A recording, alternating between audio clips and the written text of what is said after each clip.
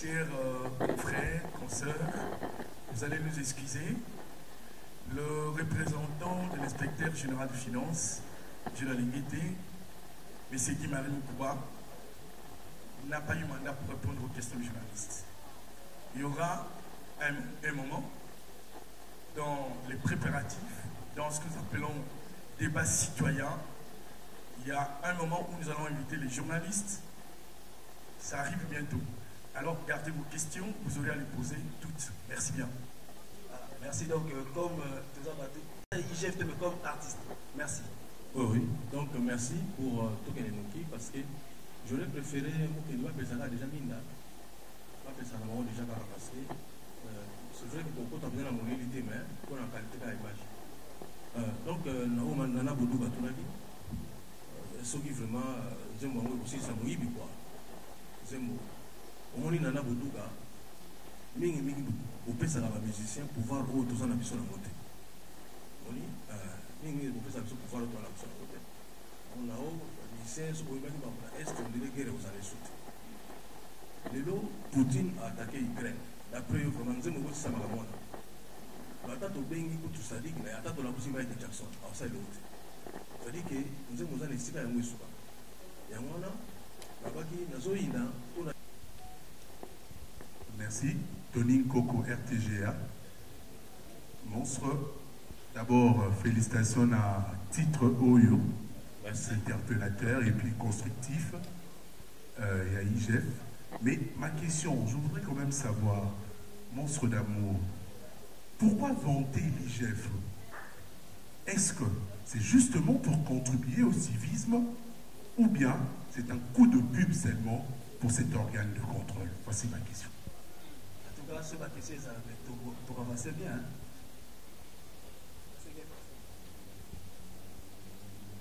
Maréchal titre antenne A. Alors, question normale, réponse par c'est le pas monstre et puis représentant à l'IGF. Na malobaka monstre auta olobaka wa soko zoyiba mbongo à l'état il va rappeler d'explication mais tu remarques on dirait bato bazoyiba na d'explication po bazokanga bango azobinoka alors bozobeta mingi l'important c'est de dénoncer ndenge lobby mais moi je pense que l'appareil judiciaire est-ce que bozobeta yango CTT bato bazokanga bango bazobimaka ndenge nini toza focaliser kaka na kodénoncer. Mais magistrat, justice et puis pour finir, félicitations, genre musical le bêtise kitoko. Mais j'aurais souhaité à la fin film, mais il y a un salamati. Alors, la Rolande vraiment des plus près de Kolo qui a dit. Dès que tu as l'anglaise à l'hypothèse, on a conduit à IGF. Donc, tu as eu banda et banda de commentaires à Bisso. Est-ce que Bakanisa qui peut associer par écrivain? Parce que les paroles s'envolent, mais les écrits restent. Et alors, deuxièmement, bonjour, bienvenue sur notre chaîne Mami Ndongala TV.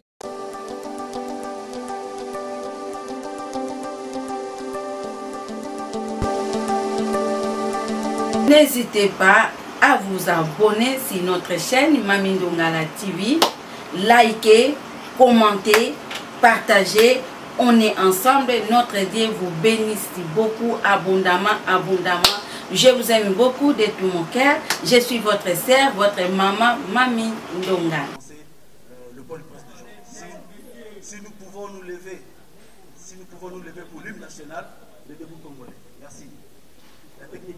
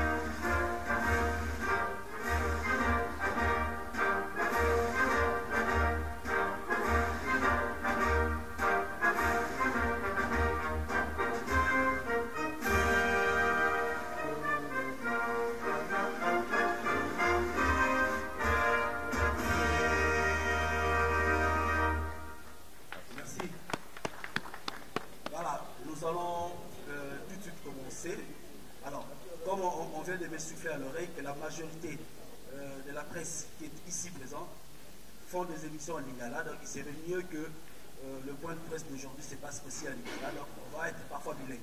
À part le discours, hein, pas son discours. Alors, pour le programme de ce soir, il y aura la projection du clip IGF Control, et puis après, l'artiste va nous faire un peu le résumé.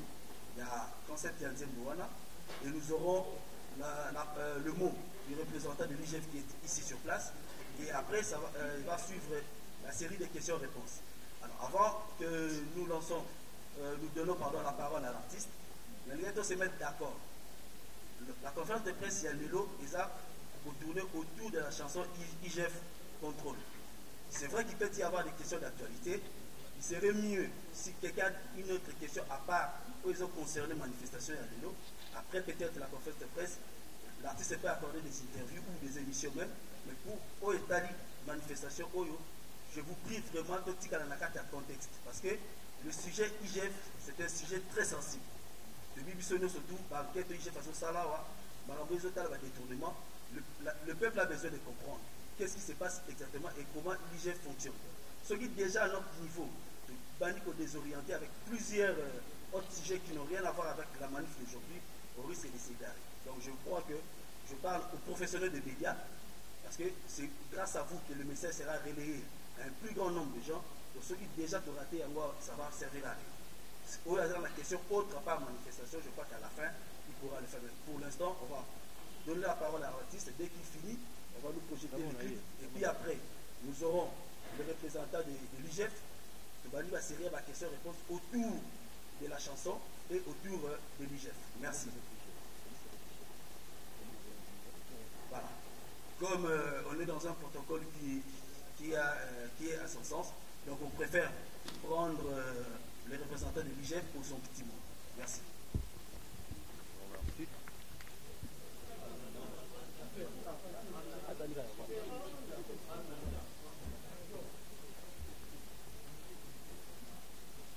Merci beaucoup de nous avoir invités ici. Merci à l'artiste pour cette œuvre que vous nous donnez aujourd'hui, que vous donnez à ce public aujourd'hui. Alors, protocole oblige, je suis là pour représenter l'inspecteur général des finances, chef de service. Et donc, je suis obligé de dire son mot qu'il a mis dans ma bouche, comme on dit. Donc, mesdames et messieurs de la presse, distingués invités, parce que j'estime et je pense que l'artiste a eu aussi des invités, nous vous remercions d'être venus pour participer à cet événement. Au nom de l'inspecteur général des finances, chef des services, que j'ai l'insigne honneur de représenter ici, et au nom de tout le personnel de l'inspection générale des finances, je vous remercie de votre présence ici, en ce lieu où nous allons baptiser cette œuvre intitulée IGF Control de l'artiste musicien à ma gauche, Félix Oazekwa. C'est l'occasion pour nous de remercier également son Excellence, Monsieur le Président de la République, chef de l'État, Félix-Antoine Tshisekedi Tshilombo, qui a donné l'impulsion et qui a fait de la lutte contre les antivaleurs, dont la corruption et les détournements, son cheval de bataille. L'implémentation de l'état de droit et de la bonne gouvernance est parmi les priorités de sa mandature. Nous ayant confié cette noble mission, nous vous remercions à votre tour pour cet accompagnement. Nous remercions particulièrement, à tout seigneur, tout honneur, l'artiste musicien Félix Oazekwa pour cette œuvre de sensibilisation et de vulgarisation. C'est les lieux pour nous ici d'en appeler à une prise de conscience collective et d'accompagner toute cette vision du chef de l'État et nous en approprier pour rebâtir un Congo où il fait beau vivre. Au nom de Monsieur l'inspecteur général des finances, chef des services, je vous remercie.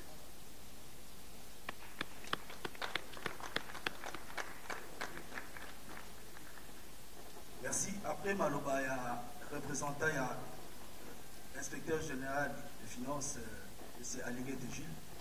Pour Pessi Maloba, artiste, pour faire ça, le résumé, il y a œuvre pour le projet qu'il a fait tout à l'heure. Merci, l'artiste.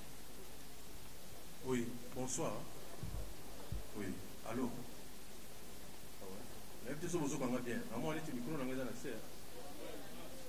Balance, micro dans les C. Tout ça va être dans la concert. Allô, allô. Une des trois. Allô. Ok. Vraiment merci. La CP Mingi, en présence de Bonabiso, Guy Marie, il est à représenter M. Gilles Alinguete. On est responsable Kuna, la IGF. Donc, on comprend que nous sommes contents. On a membre de l'IGF Bazali, Bazala Européen. Quand l'IGF n'est pas contrôlé, ah oui, il y a des caméras. Il y a des caméras qui sont donc, il y a des IGF Bazali. Mais, présence là, vraiment, ça m'a plaisir. Plaisir, ma casse. Ça y est, vraiment, il nous a l'été, il est en côté. Pour vous parler, il faut vous en parler. Il était comme une ligne, il y a la commune, il n'y a pas de sang, il y a un sympathie. Donc, puisque ça va tout ça, le mariage, IGF. Donc, voilà, au balayer, donc ça dit que ça dit bien. Et puis moi aussi, voilà, donc c'est que il va les allier. Voilà. Et là, on a dit ça dit non. Nous aimons beaucoup, tout ça dit en haut. La bande qui est au banda, dans le mois de décembre, na poto. Parce que nous avons déjà en contact, nous avons tout cela. Souci l'anglais, ça dit que vraiment, tout ça, nous avons beaucoup bouillé et sensibiliser. Nous avons ça mis avec sa santé. Nous avons déjà dans la musique. Si nous avons yaki, pour nous avoir des fois au bouillé. Tant aussi qu'on a des fois le 22 janvier. La bague de l'activité, ce qu'on fait. Voilà, il y a une activité où il y a un Zimbo, le IGF. Nous sommes très contents. Mais, Bino, la limite présence de Bino est servie pour vulgariser ma Zimbo. Tout le monde a aussi un logo parfait. Jamais. Donc, Bino Kande, la haute place de ce côté, il y a pourquoi pas, on Zimbo, on peut ça massivement. Tout soutenir. Là, souci l'anglais a dit que, discours au Tokenaki dernièrement, la IGF, j'ai dû l'équipe avec 5 bisons. J'ai dû la semaine passée. Vraiment, deux gars et ça n'a pas passé bien. Un qualité à mon moko. Sur 100%, il y a un bon oui, il y a un moka. Et ça a 20% de ça, 80% il y a un donc, vous avez la problème de l'économie, vous avez la problème de l'acte de ça. On a dit que nous avons dit que nous avons fait un film, nous avons fait un film, une caméra, nous avons fait un film. Et ça, on peut pixeler les bâtiments. Mais ceux qui sont en train de la caméra, on a fait que ça le côté, parce qu'on a la caméra. Juste au début, c'est la caméra. Je ne sais pas quoi, qui est bas, oui, mais ça m'a oui, mais ça m'a mais ceux qui ont dit qu'ils ont débatté avec la caméra, ou la caméra, ou la tchaka, on les a allés sur la terre. Je sais que le gouvernement a dit ça. Donc, d'ailleurs, on a ce que j'ai fait, on a ça. Donc, on est très content pour nous dire, bien, on a 8 langues. Donc, 4 langues nationales de l'Abisso. Et puis, tu vas ici, Kimongo, tu vas ici, Kitetela, Kisakata, Nakachouan, la français. Vous allez retenir tout ça. On a profité de remercier vraiment la mission culturelle pays. Ningue, encore une fois, par la cité à l'Anabago, on a dit tout ça.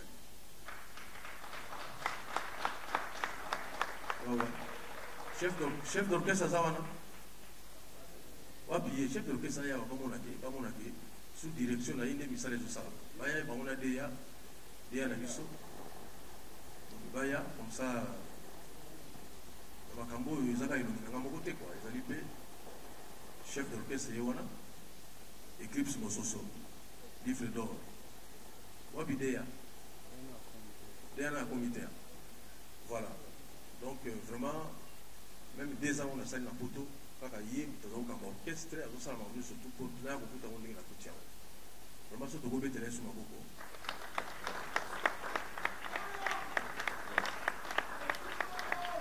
Problème nanga nazalaka nango kaka na makambo maboko so babindele moni nombre toza so beta maboko oyoka mpenza mais biso telema tokabaka te na maboko mpe tokabaka te vraiment nasengi kaka maboko ya pamba mais maître Jamos vraiment maboko mpena yango wana obeta maboko voilà maître fils le boss Achille Galima Passi obeta maboko obeta mpena voilà merci mingi alors place la sepeli mpe mingi nanga reverse mingi mokendi ye nde gérant baza bango na mama Debora nde bazosoccupe de sikoyo ye ntango akozwa maloba na suka akoyebisa bino date oyo tokobeta awa na chetemba tokayebisa bino date wana kaka na mwa oyo fo tobeta na chetemba po le 8 mars tokobeta na boyebi te na hotel oyo Gracia oyo esami na bandal biloko eloko mo nzambe asali mikolo oyo eza wana mpenza donc sadi ke ça va donc nalibi kuta eloko ndenge wana efale eza na bandal mais eza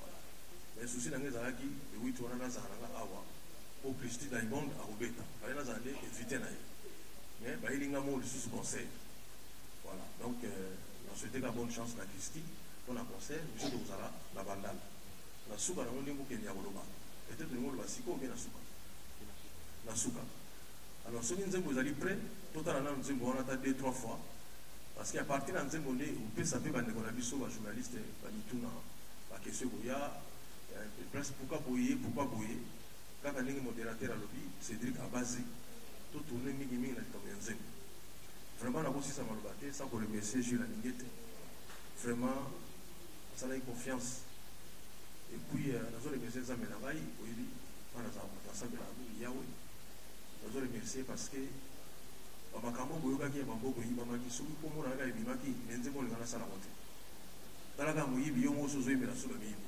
elinga osimba te donc yango moni ere moko kotosa mibeko nzambe ezala bien voilà donc eloko wana nazopesa maloba epai ya mbo azali wana apesa maloba mpe epai ya imari bato baoyembela IGF vraiment eza role nanga te me totala mpe probité morale na bango totala probité morale ya moto moni tokozwa motu moko te ayebi kokoma komo na ye te asala publicité à l'université quand même donc finalement université ezoforme bata boye donc il faut motu moko acorrespondre na likambo oyo alinga asalela ngo publicité ok merci mingi nasongisi maloba epai ya Cédric Abazi. Merci donc commentaire basalisa te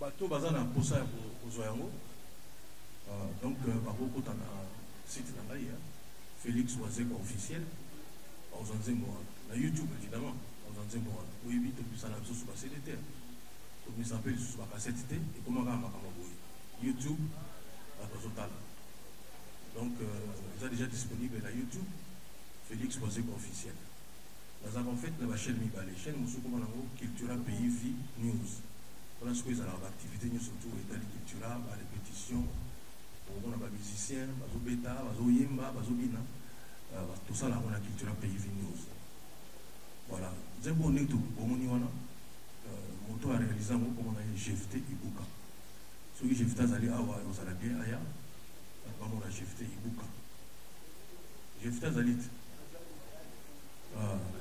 Jefte Ibuka Yewana, Aya, Ibuso Monaye, Yene to Bane Usana Naye Nzembo, Yabin, Bebe, Ye, to Sali Naye Kilelo, Sugo lieu to Sali Naye IGF.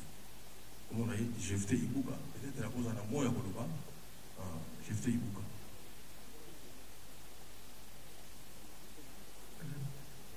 Bonsoir à tout le monde.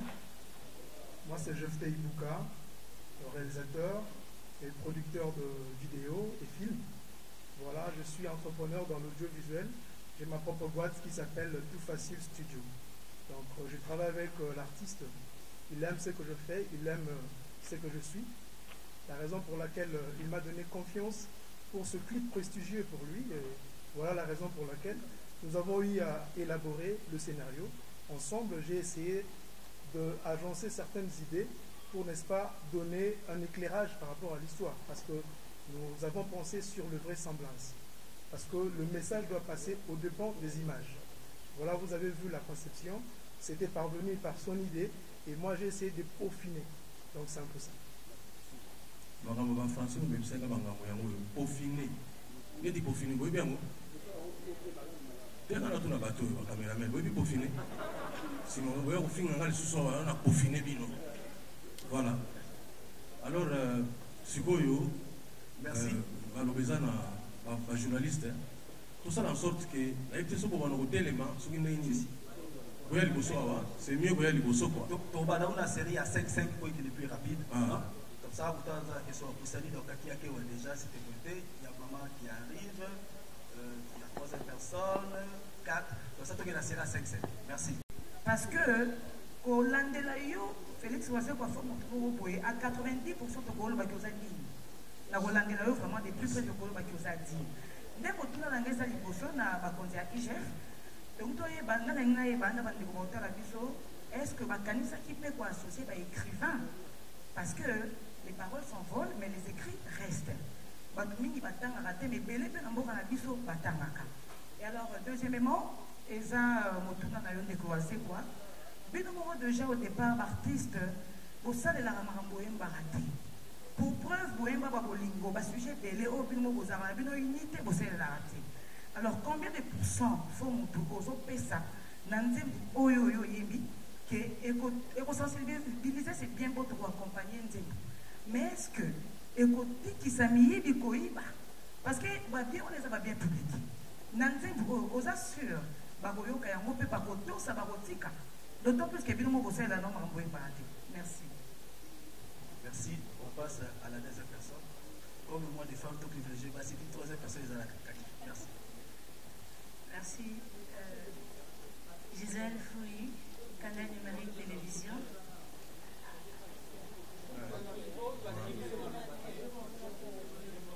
La bandera.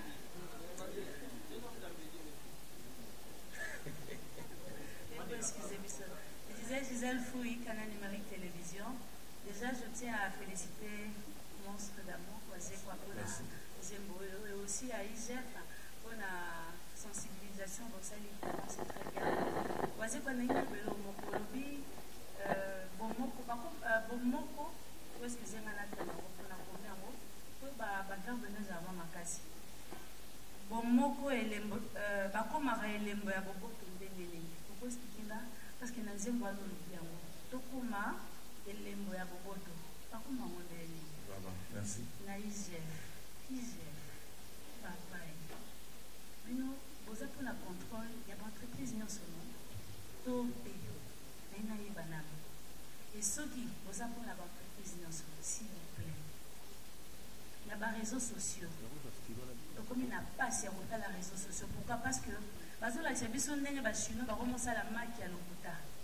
Parce que la Chine, va aussi à la Coca-Cola à l'hôpital. Biloko ebele même loso et comme na ba matière mo basali la loso ezokota na Kinshasa biso tozonia papa bana na biso bazonia bakoko na biso pe bazabolia yango et on se demande batuana intention na bango ezangi pour na biso peuple congolais. Alors ma question est à ceux qui IGF à contrôler est-ce que bokino noter la biso OCC botuna bango comment est-ce que bazokotisa babiloko ndenge wana awa na mboka na biso intention na bango eza ndenge nini Deuxième, boluka la biso batasnel courant kokende papa mbongwa leto bazwaka basomba biso bakable te na misu na ngai mama moko akangami na courant na nzela itaka tozoki mambuteyage ya mairie mama na saute akangami bambongo wana bazwaka o biso tofutaka snel au courant tosali une semaine tozora couranté un mois même tozora couranté mais baoya na facture tofuti est-ce que basa correct na biso baconsommateur na saleli couranté pendant un mois maintenant futa facture papa IGF ya misato mpona sukisa régie des eaux tolembi IGF bokota botika no bapoliticien bokota no na babisika wana botela biso likambo. Merci beaucoup. Non, c'est la réponse à bien. Merci. Alors, là, on sait que l'on appelle pour Ribado qui est deux à la paix, concis et précis dans la question. Comme c'est C'était une petite question. Félicitations pour ces clips que nous venons de visionner tout à l'heure. Ça m'a fait penser à un clip des Cultura PIV que demandent les peuples. J'ai vu les drapeaux également et je pose la question, que demande l'IGF sur le plan culturel? Merci.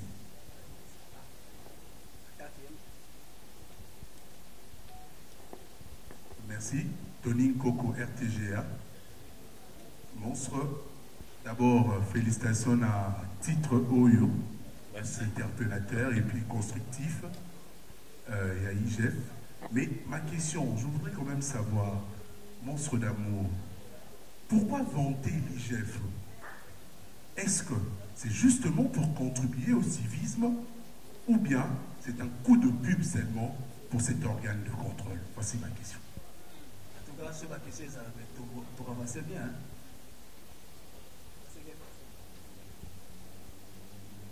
Maréchal Tito, antenne A.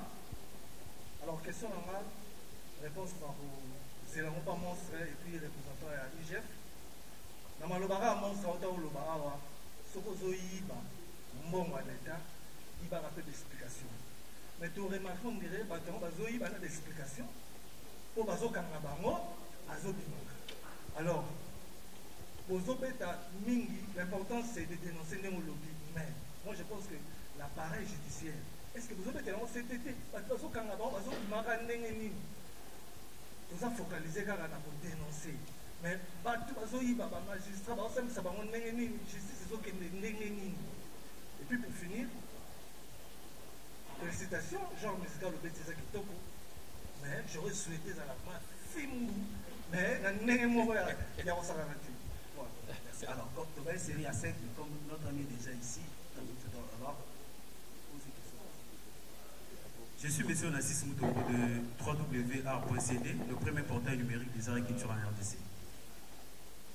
Félix, je dois d'abord saluer le travail, la qualité artistique de cette chanson, parce que au-delà de 4 langues nationales, vous avez encore ajouté ce qui permet justement aux Congolais d'ici et d'ailleurs de bien pénétrer le message. Aussi un travail de qualité à la direction artistique, parce que la chanson est beaucoup plus accompagnée par la guitare basse, et ce qui permet encore de renforcer encore l'audition. C'est un travail de qualité. Alors, mais moi, mon souci ou ma préoccupation se situe à ce niveau, c'est au niveau du scénario.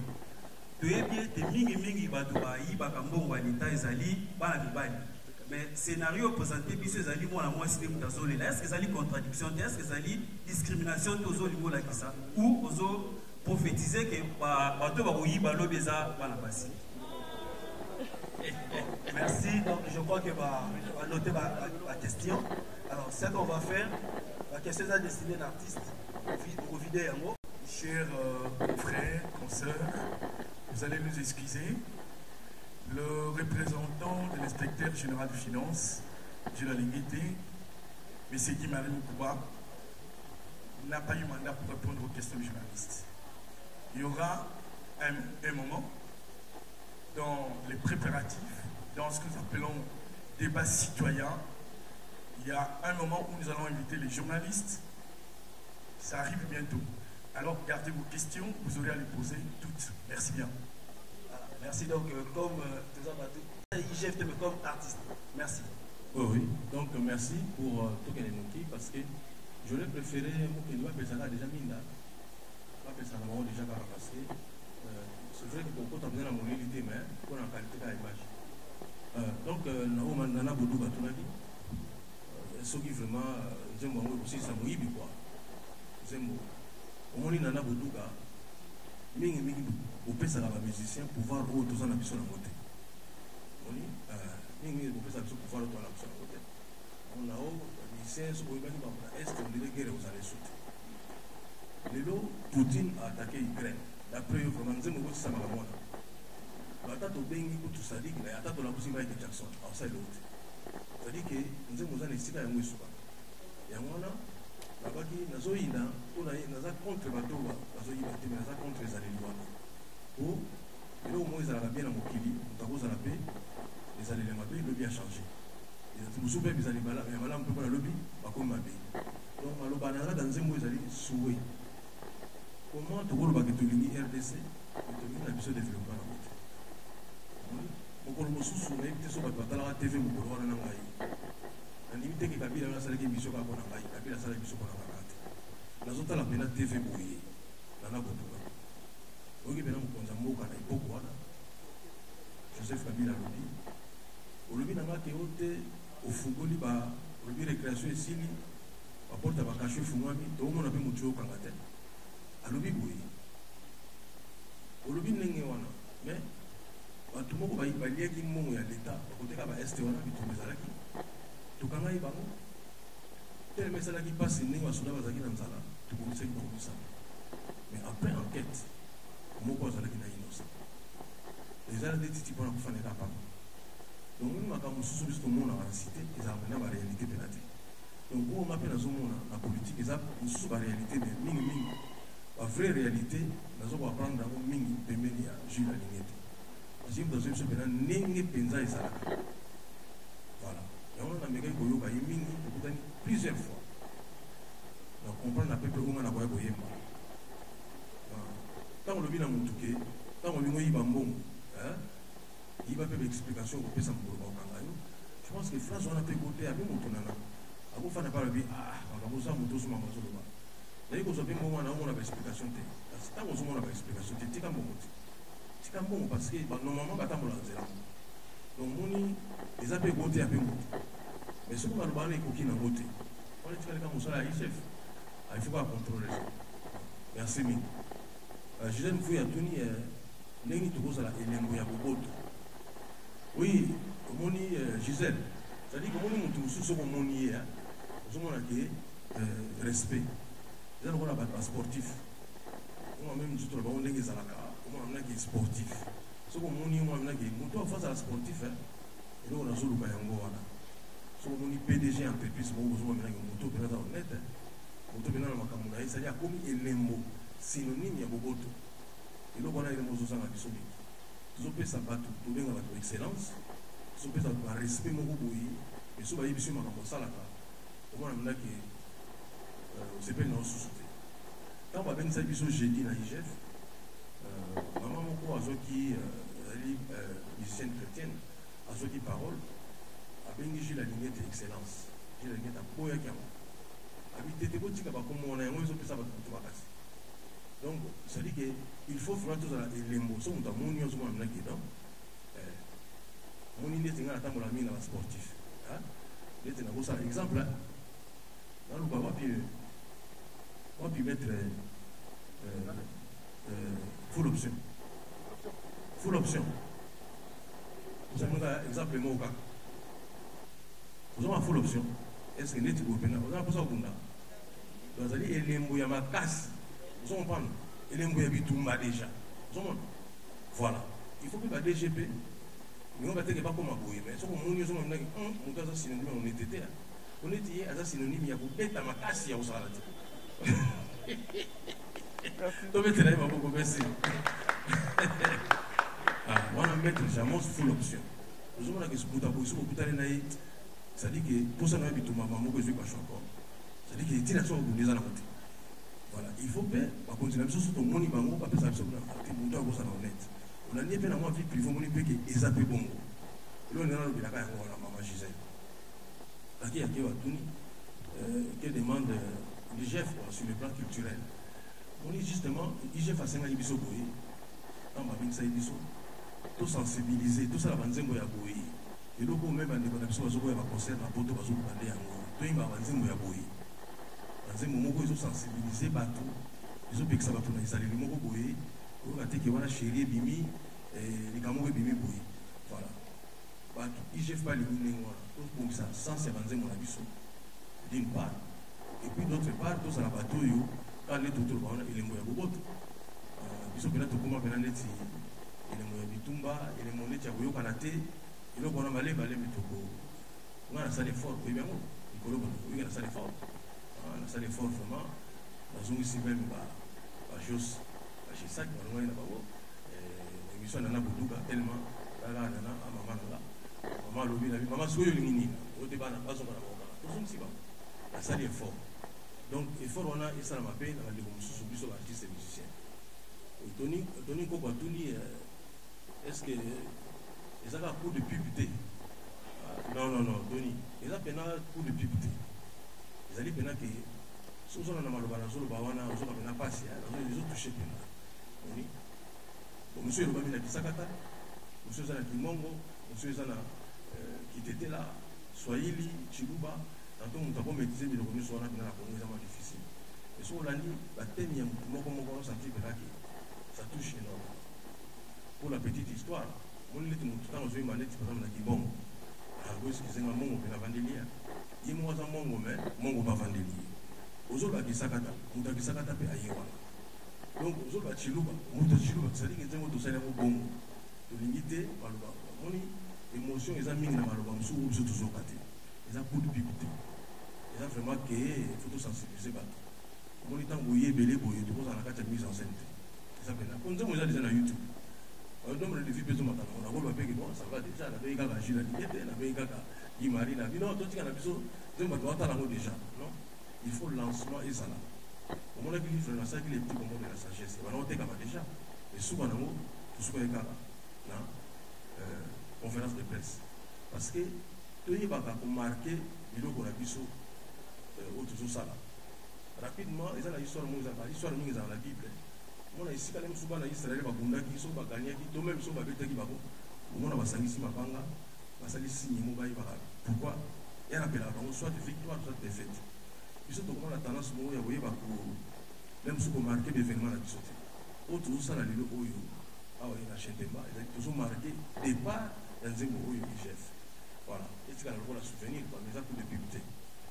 Marshall qui tout, il y a le il fallait ça, on a un film, quoi. Lui, c'est pas les à rumba. Ah, c'est pas les rumba, mais à qui sont les amis qui sont film aux Alangues. Nous avons profité de Nengi Maria Sadiawa. Ah, il s'agit de la dignité. Voilà, nous avons tout ça dans un moment où on a mal au pas. Mais tout ça, on a financement. Dans un moment où on a pas qu'on a léopard. Nous avons l'autre. On a dit, tout ça va dire, on a le côté. Nous allons aussi. Vraiment, nous avons tout ça, la featuring, l'artiste Ming Yakono. Où est-ce qu'ils ont la table à commenter? Mais nous avons déjà comparé l'artiste Ming, quand on a un film. À table à Bobina Teme, Bayemba, à Bobina Bazalabao. Les Tinzemou et IGF, ils sont au Binité, on dit ballet national, ballet national. Voilà. On a 6. Alors, oui, à tout le monde, il bien. Mais ça, on a mis bien, on a mis Bali. Ce que vous avez dit, c'est un biseau, et dit, non, mon amour. Non, ils ont dit justement, pour nous, ça, parité. Pour le bagage, parité, c'est quand tout le monde a passé. Parce que ça, la macamouse est répréhensible. Quand on parle de vol, même dans l'entreprise, il y a l'État, dans le ministère, ils ont la rivalité. Ils ont la peine à la base. Justement, la ligne dit vraiment, ils ont la mon amour, c'est pour tout l'accès, mais ils ont pas. Où il y a un bal ici, de ça dans la biseau. On remarque dans le clip, on a ministre, il y a un jeune qui a un tatouage pour le il y a un maman qui a un tatouage. La personne qui a un tatouage. C'est-à-dire qu'il y a un tatouage, il y a un tatouage. Il y a un tatouage. Et puis, il y a un tatouage. Il y a un tatouage. Il faut pas qu'il s'assoie à l'église. Il y a un tatouage. Il y a un tatouage. Il y a un tatouage. Il y a un tatouage. Il y a pas ces merci. Merci. Alors, pour la deuxième série à la question, ce qu'ils allaient. Alors, on peut trouver comme dans la déficit